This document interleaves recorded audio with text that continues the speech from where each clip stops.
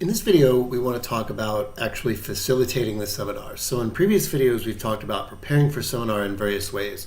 So choosing the texts, figuring out discussion questions, how to basically organize the structure of a seminar, and now we want to actually get into facilitating the seminar. This video is going to be probably one of the harder ones to do and explain because in some ways facilitating a seminar is something that really just takes a lot of practice and judgment. It's really hard to kind of articulate rules for seminar, but I will do the best I can to kind of walk you through at least my own thinking over my experience doing seminar and kind of how I structure it. Okay, so I want to start with a quote by an educator named John Holt, an education critic, who basically says, one of the most important things teachers can do for any learner is to make the learner less and less dependent on them. And while this is a really good quote in a general sense, I think teachers' jobs are to make students more independent and self-sufficient, if you will. It's really good advice for Socratic seminars. So when we're thinking about how to facilitate a seminar, we want to think about what is our presence in the sense that we can make students less and less dependent on us. The goal is for students to be getting used to having and participating in conversations with others. And that's really hard to do if someone is trying to centrally control that conversation.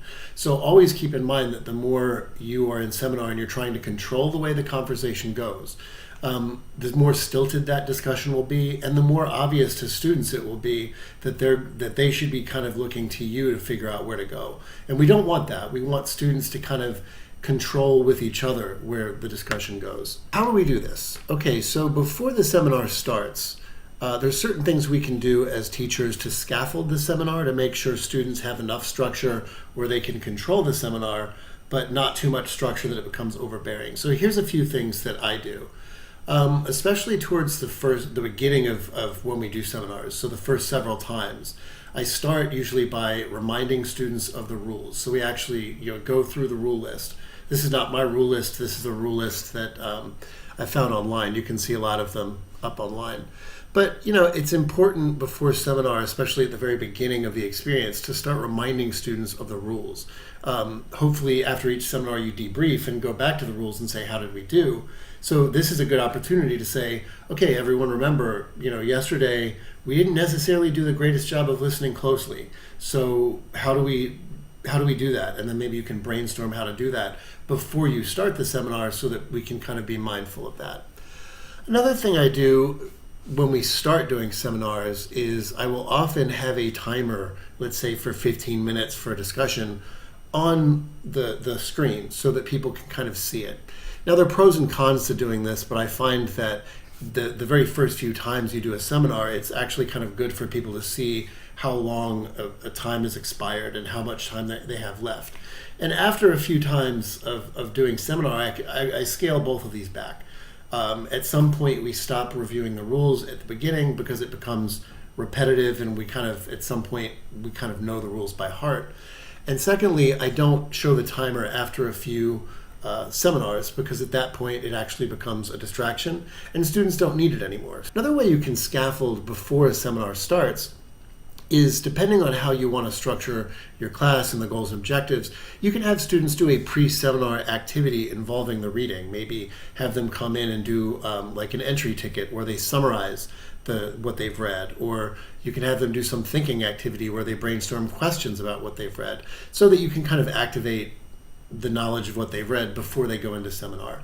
But again, my advice would be, when you implement these scaffolds, use your discretion and start pulling them away when they're no longer needed. The second thing I do before seminar, and this is something that I kind of came up with through trial and error, but it might be useful, is when I'm selecting a book for seminar, I create a list of a chapter list with different questions that I anticipate asking students during the seminar. So here's a list for a book that one of my classes uses.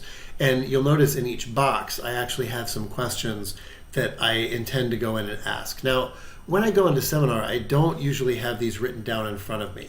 But before the class period where the seminar starts, I often relook at this sheet and it familiarizes me with the questions that I might ask during the seminar. So what happens is I kind of hold them in my head with an eye towards, if there's a moment, an opening where one of these questions becomes particularly relevant, then and only then will I bring it in. Again, because I would like to ask certain questions that I think are really good for the reading and productive for students to think about, but I also don't want to overbear the conversation. So I don't want to simply bring up a question unless it's at a point where in the discussion where it's actually relevant. So you might do something like this, just create a list of questions you think you might ask, and before a seminar you might want to just review it. If you feel more comfortable having it in front of you written out to refer to, you can definitely do that. But again, my advice would be don't ask any specific questions unless it really becomes relevant within the discussion. Otherwise, students might feel like you're kind of steering the process. So now here's the tricky part. Let's talk about what to do during the actual seminar discussion. So I don't want to get too philosophical and esoteric, but I do want to bring up a quote from an ancient Chinese text called the Dowdy Chain, which I think is actually really helpful for figuring out what your role is as a facilitator within Socratic seminar. So here's the quote. It says, "In all that happens, the sages develop things but do not initiate them. They act on behalf of things but do not lay claim to them. They see things through to fruition but do not take credit for them." So our role as a seminar facilitator should less be as a central planner or designer that kind of controls the course of the discussion, as much as someone who kind of gently steers only when it's really kind of a necessary thing. And that's a really hard balance to both articulate and to put into practice. So I usually think of it this way. I might start off with a question in seminar, although I usually allow students to start with questions. And I let students go with that particular question. So I'll start off with a question that I think is a really good starting question. And then I'll kind of let students go. And periodically when I'm kind of listening within the discussion, I'm asking myself, is this a productive train of thought? Are they going too far away from the text or the reading or anything that's valuable? Because obviously discussions can steer off into kind of side issues and kind of zigzag pretty far away from the text. So it really takes a pretty obviously off-task track discussion for me to really feel like I should intervene. Now, I will interject if I have something to say as a participant. So if someone says something that I think kind of deserves questioning or kind of fleshing out, I'll say, "That's interesting. Can you be a little bit clearer on what you mean by that?" Or, "That's interesting because a counter argument could be this. What do you think?" But these are, all questions. These aren't my intent to kind of steer the discussion. These are kind of just my gentle nudges to make the discussion a little bit more productive. Another thing you might think about, though, is that if you're in a school or another institution that has goals and objectives for learning, you might want to think about having to strike a balance between allowing a spontaneous discussion, which is a discussion that can really go anywhere, and making sure that you're hitting the predetermined purposes for a discussion. So, I teach in college, and our college obviously has learning objectives in classes. So here's an example of a time when I have interjected because I needed the discussion to hit a predetermined goal. There is a particular learning theory that students, according to a course objective, need to understand in order to kind of pass the course knowing what they need to know. And there's one particular chapter in a book that I noticed somewhat hits on that learning theory. It's not direct, but it kind of goes towards that. So in my notes for the reading, I put a note that says, if the discussion comes towards this learning theory, bring up the learning theory, mention it, and say, what do you think? Does this chapter kind of match with this learning theory?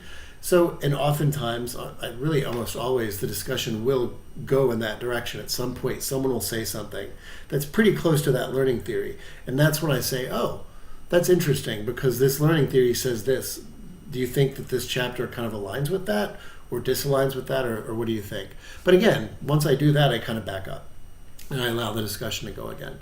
So it really is a balance between interjecting because you want to control the course of the discussion, which in some ways you may have to do, especially if you teach at a school that has like expected learning goals, and allowing the discussion to be as spontaneous as it possibly can be. So it's really about your comfort level, what your institution expects, and also kind of what works with your students.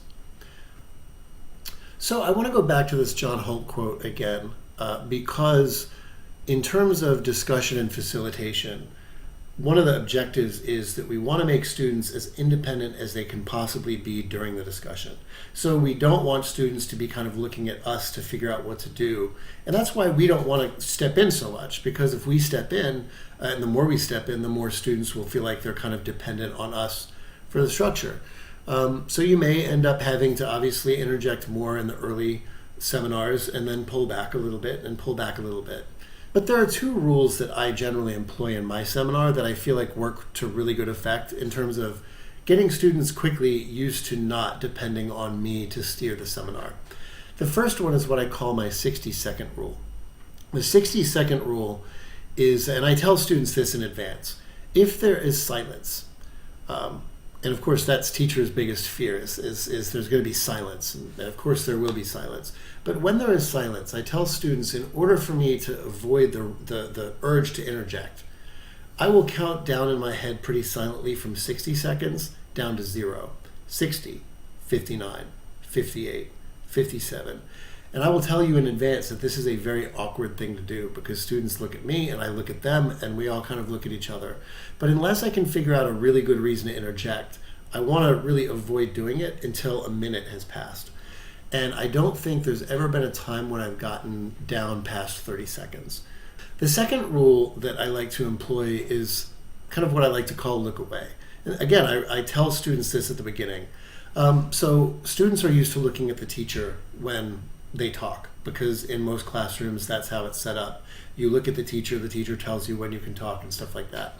So of course you know by now that there's a rule against hand raising in seminar. We don't raise our hands, it's a conversation, and in most conversations you don't really raise your hand. But the second part of that is that if students get in the habit of looking at me during the seminar, and in the early stages they do, I tell them I will look away. I will gently look away and I will look around to other people in the group. This is a rule that you kind of really need to do at the beginning, because in the first few seminars, students are really generally still ingrained with that habit of looking at you when they're talking. And after a while, you'll notice that if you consistently look away and look around the room when students are talking, they will actually get more in the habit of looking at each other when they're talking. And both of these rules kind of get easier over time. So really the general rule of thumb for a seminar is figure out a way both before seminar and during seminar to scaffold only as much as you need to scaffold to keep the conversation where, let's say, your organization says it is supposed to be. But only scaffold that much, and every once in a while try to pull back those scaffolds so that students can kind of take ownership for the process.